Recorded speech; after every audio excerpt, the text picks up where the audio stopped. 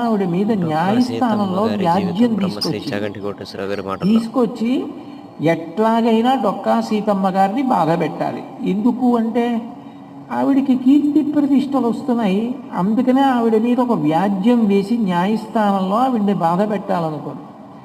కానీ డొక్కా సీతమ్మ గారి కీర్తి ప్రతిష్టలు తెలుసుకున్న న్యాయమూర్తి ఆ రోజుల్లో నరసాపురం జడ్జి గారు మారువేషంలో లంకలగన్నవరం వచ్చి ఊరంతా తిరిగి డొక్కా సీతమ్మ గారి పేరు ప్రతిష్టలు ఆవిడ యొక్క మంచితనం తెలుసుకొని అక్కడ తిరుగుతూ ఈ సోదమ్మ గారు ఏ కారణానికి అటువంటి వ్యాజ్యం తీసుకొచ్చిందో తెలుసుకొని మరునాడు న్యాయస్థానం అక్కడే పెట్టి డొక్కా సీతమ్మ గారిని న్యాయస్థానానికి పిలిపించడానికి ఇష్టపడక లంకలగన్నవరంలోనే న్యాయస్థానం ఏర్పాటు చేసి సోదమ్మ గారిని శిక్షించబోతే